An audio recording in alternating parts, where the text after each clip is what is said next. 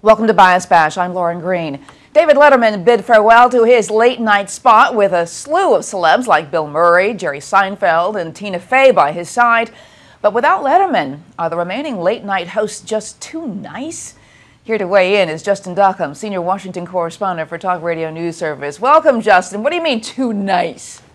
Hey, great to be here. I think that we have a situation right now where we have a late-night landscape that is lacking the curmudgeon that David Letterman really was. For years, we had sort of the bland, nice guy persona of Jay Leno being the alternative, and I think the new late-night hosts are following more in his footsteps than Letterman himself. But what about the Letterman just being the end of that era? I mean, the curmudgeon, the defying authority, that may be just part of a 60s, 70s, maybe 80s kind of generation, and maybe that's over with now.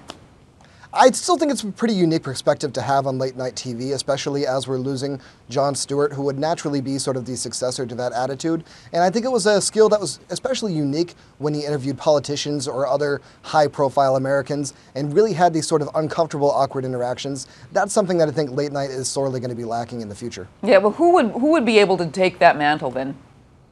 That's a very good question. I think Stephen Colbert is going to have some very big shoes to fill. We know in his persona as Stephen Colbert on Comedy Central, he was oftentimes more than willing to butt heads with people, oftentimes to his own peril, as we saw with the White House Correspondents' Dinner speech that got him quite a bit of controversy.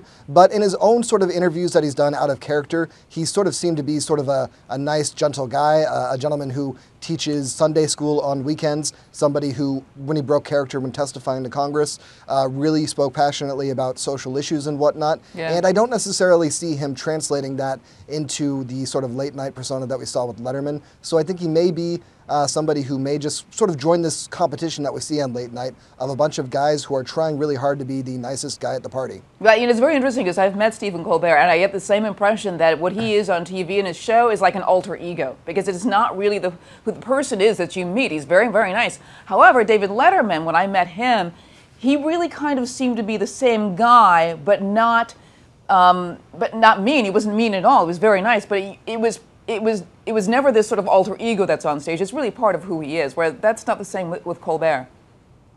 Exactly. I mean, it's a certain level of snark that he brought to the show that was really hard to replicate and seemed like it just kind of came naturally. I think it would be kind of unfair to say that there's anybody who could really fill those shoes, but I think in terms of what he brought to late night, that was a skill that we're probably not going to see again and makes his departure all the sadder. Very interesting stuff. Thanks so much, Justin.